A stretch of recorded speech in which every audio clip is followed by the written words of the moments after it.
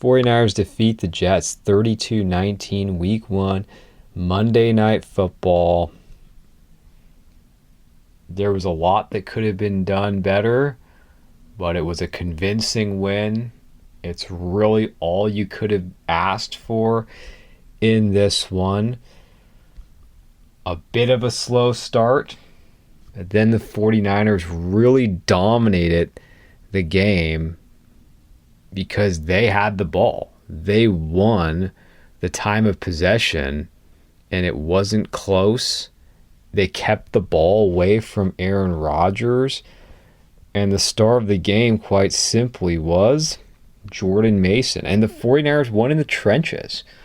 That's what we don't talk about enough when we preview these games. We don't even give it enough attention when reviewing the games, is who won the line of scrimmage, who protected their quarterback, who ran the ball effectively, who put the pressure on the opposing quarterback. And the real standouts of this game was the 49ers offensive line, the running back Jordan Mason, and a solid special teams game. Let's give it to Jake Moody. He made all of his kicks. He had a fine opening game. But the story was Jordan Mason, and I've been a big Jordan Mason fan anytime he's ever been on the field. 28 carries, 147 yards, 5.3 average, 1 touchdown. His long was 24.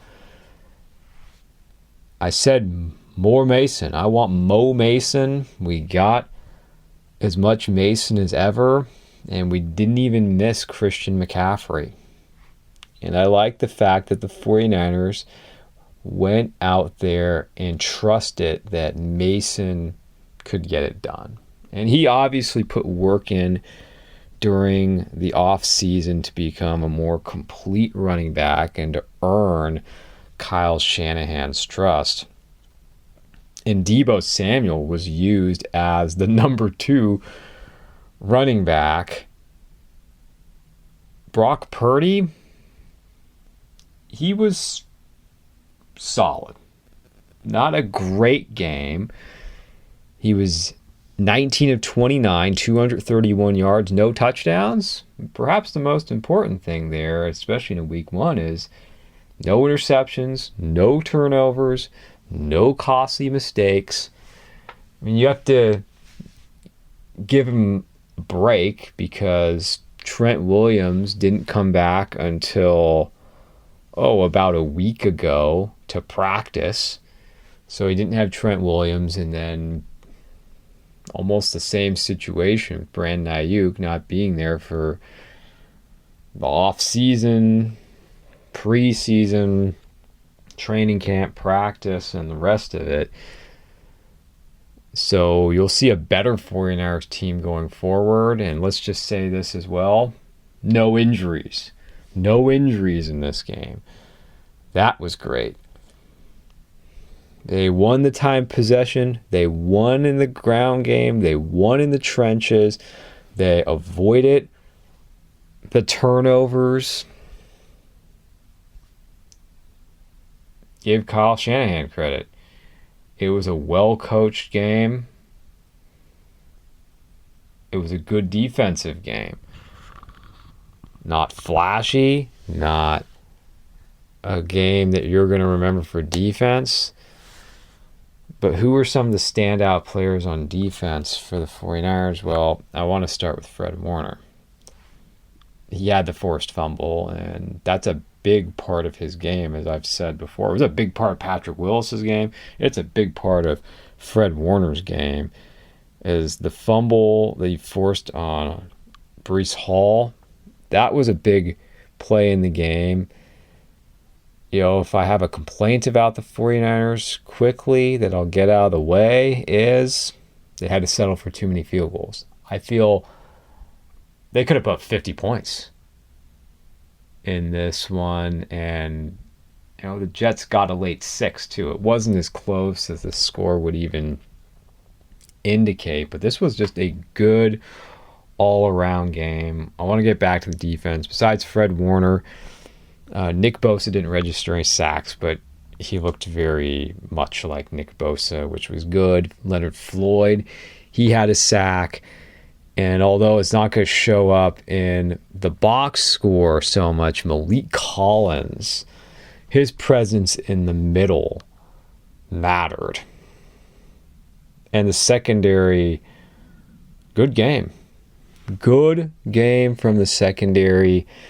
This was a complete win. Yes, many things could have been done better. They left too many points out there on the field. But considering it was week 1, you'll take it. There was a lot of ugly football this week across the league. Offense was down, and as we said in the preview, it felt that the defenses were going to be ahead of the offenses. I didn't think the score was going to be this high. I mean, seriously, the 49ers could put up 50 points here. Quinn Williams really wasn't much of a factor. And the 49ers were able to run the ball. And we saw a lot of running and running effectively on what was known as, for years, the weak side of the line. You want to know why? Dominic Puni. Puni was great. So think about the possibilities for the 49ers offense going forward. Ayuk had the dropped touchdown right before the half. That was arguably Purdy's best throw of the entire game. Ayuk drops it. He had a quiet night. Purdy, he wasn't real sharp. He'll need to be sharper going forward. He missed some throws, but I have no complaints about Brock Purdy. But the possibilities for the 49ers offense, that made you excited. When McCaffrey comes back, you have a two-headed monster with McCaffrey and Mason. And now that you can run effectively, it looks like on both sides of the line, you won't just have to go behind Trent Williams, Aaron Banks, but you can really go to the right with Puni as well. What was impressive about the offense, and especially the running game being so effective, this is a good Jets defense. And they knew the run was coming. They couldn't stop it. But the best receiver for the 49ers this evening was Juwan Jennings. 5 receptions, 64 yards. Debo had a long of 25. Juszczyk had one for 34. So-so game from George Kittle. Of course, they didn't really target him that much. Figured that Brandon Ayuk, between not really being there for the offseason and practicing and being covered by Sauce Gardner, was going to be limited. He only had the 2 catches for 28 yards. And after the 49ers gave up that touchdown to the Jets, it was really a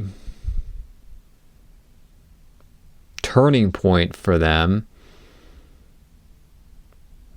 And they clamped down on defense, and that's when they really went run heavy. Is just look at, it was after the first quarter, it was 7-3 Jets. Then the second quarter is where the 49ers won 13 points, and they shut the Jets out in the second quarter, and then they won the third quarter 10-6, and it was 6-6 in the fourth quarter. A concern coming in the game was, again, the fear that the Jets would be balanced, that Aaron Rodgers wouldn't have to be a hero in this game because they have Breece Hall. If they were able to run the ball effectively and have a good screen game, then the 49ers would have trouble. But by the time the Jets got the ball back in the third quarter, really didn't matter anymore. And Breece Hall had a run here, run there, but a total of 54 yards on the ground with 3.4 yards a carry. They held him in check. And Rodgers looked rusty. How could he not? But as long as he stays healthy, I'll say this for the Jets, you have a lot of reasons to be hopeful because he can still make the throws. I mean, some of those throws on the field and even the timing throws were just beautiful. And you said, well, that's classic Rodgers. I mean, how many quarterbacks can do that in the history of the game? And I love Brock Purdy sitting there saying, I don't know if Brock Purdy's ever going to be able to do something like that. He can't do that now, and he's one of the better young quarterbacks in the game. The Jets lose this, but they lose to a very good team, probably at least talent-wise, the best team in all the NFL. There's no reason to believe they shouldn't be a playoff team. They have a pretty soft schedule coming up, too. They can bounce back from this, clean some things up, and be a good team in the AFC. And this was a loud win to the rest of the league for the 49ers, though, that, hey, we're far from being what we should be. We didn't have our best skilled player out there on the field. It was like Brandon Ayuk wasn't even hardly out there. The offensive line is better. Our secondary, maybe we don't have as much talent in the front seven, but our secondary is good. This is the best secondary we have. We're still on top of the NFC. That's how I'm seeing it here. The 49ers are still the best in the NFC, and now we have Mason to go along with McCaffrey, and that's what I was asking for last year. And you're very deep at receiver, you're deep at running back, you have an improved offensive line, and the defense is still among the best in the NFL. We saw teams that were good in the NFC this week, such as the Cowboys, which they received too much attention, the Lions, and the Eagles. The 49ers look like the best team once again in the class of the NFC. And as a kind of a side note, I never thought I'd be saying this. This weekend, I missed Joe Buck, and I was glad to have Joe Buck call this game. Yeah, I know that sounds strange. Can you ever remember any announcer being forced on us like Tom Brady? He's just nothing special. Yeah, it was his first game. It wasn't a disaster or anything, but nothing special. Greg Olsen is much better than Tom Brady. But getting back to the game, that the 49ers have the team to get to the Super Bowl again. I'm not fearful of these other teams in the NFC, especially if the NFC will run through San Francisco. I don't see any reason why Brock Purdy can't get better. You have a better, potentially deeper running game, better offensive line. You still have the best weapons in the game. You've got Bosa, you've got Warner, you've got an improved secondary. And you have a division that is not very good. I mean, the Rams are decent. They're kind of going to be in the mix for the wild card, but then they lost Puka Nacua on IR. He's going to miss several games. He's not even going to be in the game. in a couple weeks where the 49ers and Rams will play each other. That's going to make this game significantly easier. The Cardinals, they looked good to start in Buffalo, but they're the Cardinals. And then the Seahawks, well, now the 49ers have ownership on the Seahawks. And there is a big talent gap between the 49ers and the Seahawks. To me, the Seahawks are pretty much your 500 team. They're competitive, but they're nothing to be concerned over. I would have liked to see more touchdowns, but there was no drama. And as a 49ers fan, this has been the best era that I've been able to watch as a fan.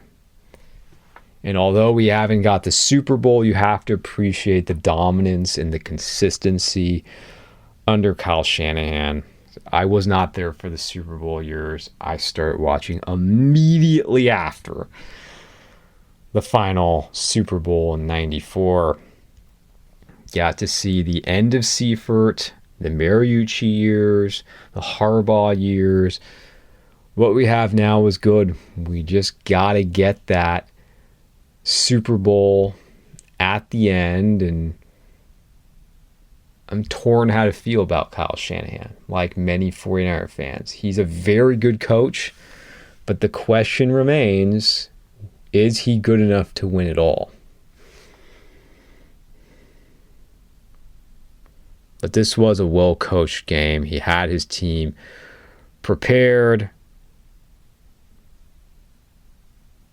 and we're excited to move forward with this. That this was 49ers football. They imposed their will on the Jets. They won the time of possession. And let me give some credit. The crowd was great at Levi's. Can't always say that. It was great, and they brought it tonight.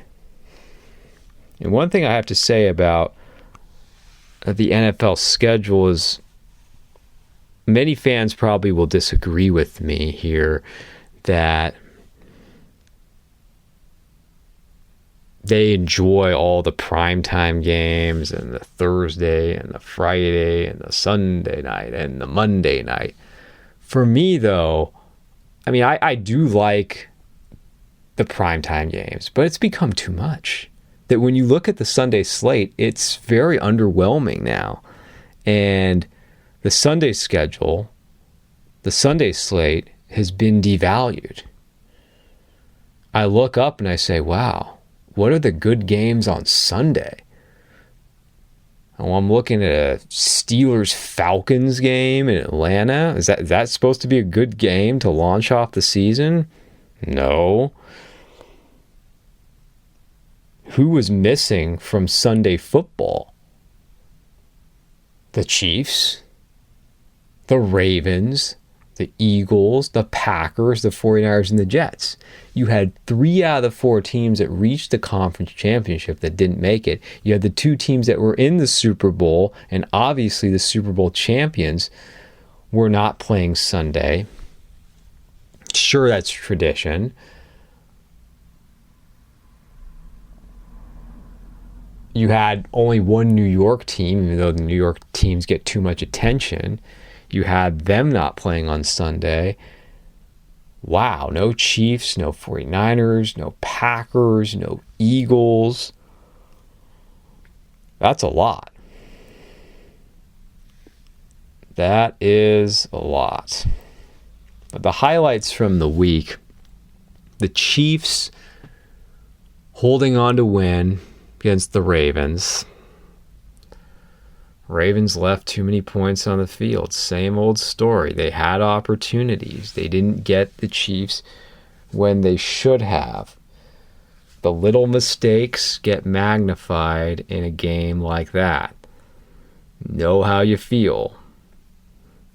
The Eagles and Packers, the Packers should have won. They also left points on the field. Now Jordan Love's hurt.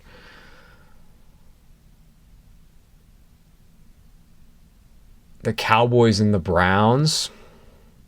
Okay, everyone's losing it over the Cowboys, and I picked the Browns, and boy, was I wrong about that one. I give Cowboys credit for taking care of their business and doing it quite well, but Deshaun Watson looks like a backup quarterback now, and I don't think he's ever going to be even close to what he was in his days in Houston. I'm not worried about the Cowboys at all. I mean, the fact that Dak Prescott got that contract, I'm like, great. The Cowboys will be in the discussion. The NFL will be happy, but I don't have to worry about the Cowboys being a serious contender in the NFC other than making it in the playoffs. But why do I have any reason to believe they'll make a conference championship game? There is no reason to believe that. Okay, you gave that big deal to Dak Prescott. Good enough to get in the playoffs every year, but not good enough to get to the championship game or the Super Bowl. That's been proven over and over again.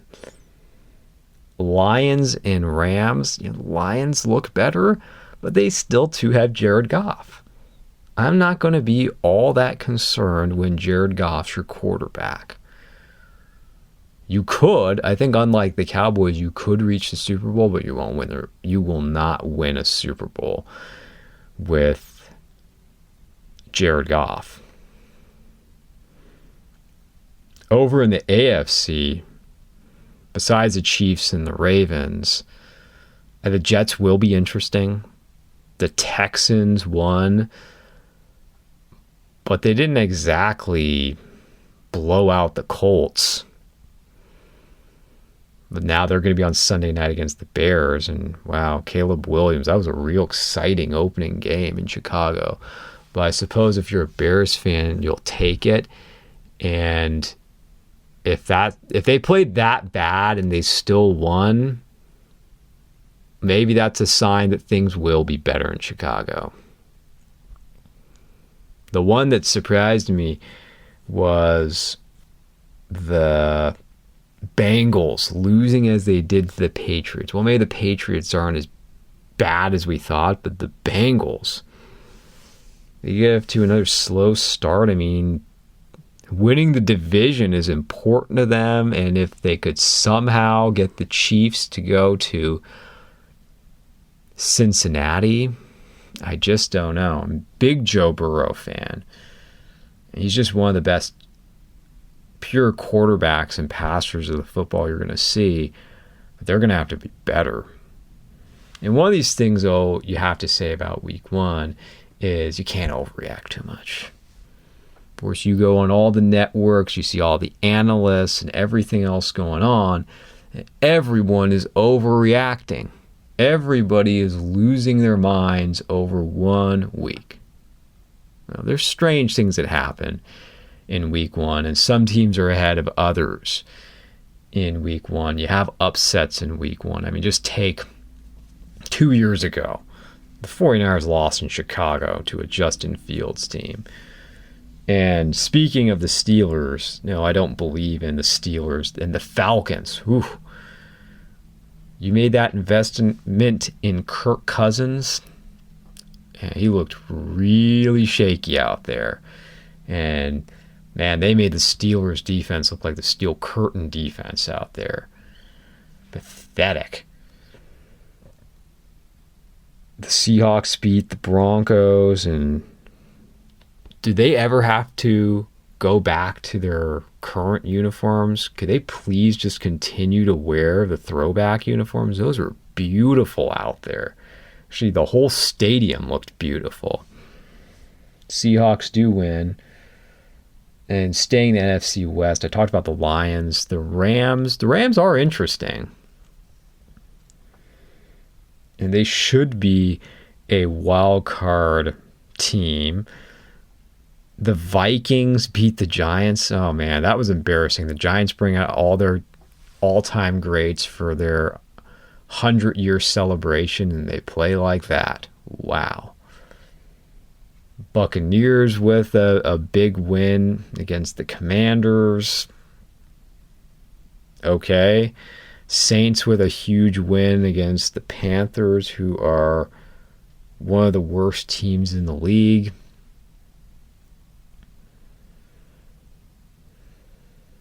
And Jim Harbaugh. Jim Harbaugh gets his first victory back in the NFL again over the Raiders. And I know the Raiders, there's excitement about the Raiders. Not surprised. They lose because they don't have a quarterback. I think Antonio Pierce is a coach that the players can relate to. They can rally around. He's motivational. But he's not an X's and O's guy.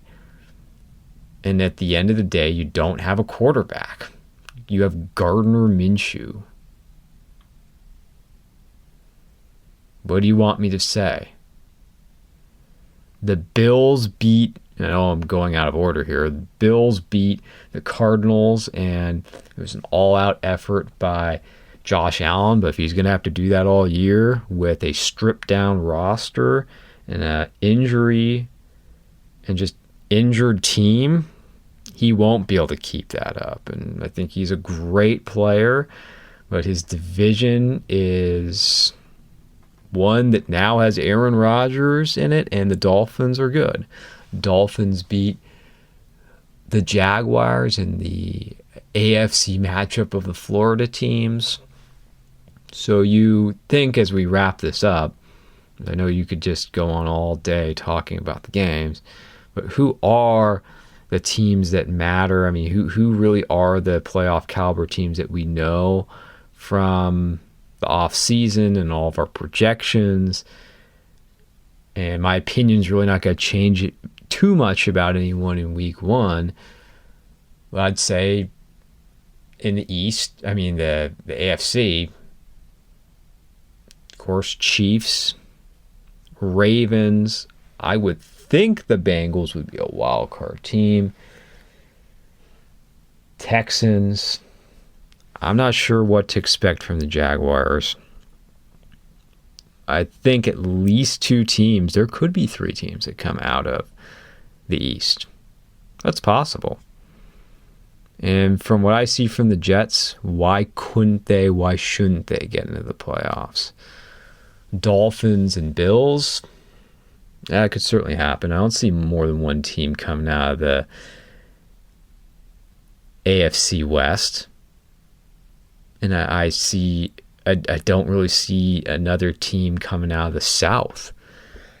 In the NFC, I don't feel a whole lot's changed. 49ers, Lions,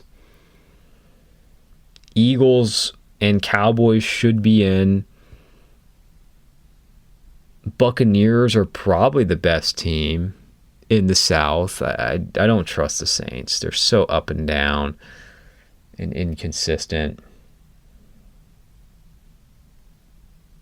The Rams do feel like they are good enough to be a wild card team.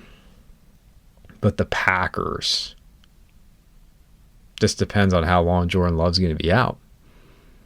Considering they lost that game and you add a couple more losses in, that could sink their season because of how far the drop-off is with whoever's now going to be their backup quarterback. I don't know. And injuries are always the problem. But that's the same situation for almost every team. How many teams are going to feel good about their backup quarterback and say, well, we're just going to have a small drop-off? Every team in the league is really in that same position. Oh, not a great first week. The quality of the games weren't good because of, well, one less preseason game, and there's a lot of teams now that choose not to play their starters. You have guys holding out. I mean, just even take it tonight. Hassan Reddick didn't play for the Jets. You have other teams. The only team I'll say that I've changed my opinion on is the Packers because of injuries, because I don't want to overreact, but that's their quarterback. And the Browns, let me say, you got to be worried if you're the Browns. I mean, they looked better with Joe Flacco last year. than, totally immobile Joe Flacco, who's a statue, but he could throw and he was still a good decision maker. At quarterback, Deshaun Watson. They chose to commit to Deshaun Watson. And the Cowboys, let me say one more thing about the Cowboys is, yeah, they didn't need a run game this week, but they're going to rely on Ezekiel Elliott as the season goes on? I don't think so. So that's week 1.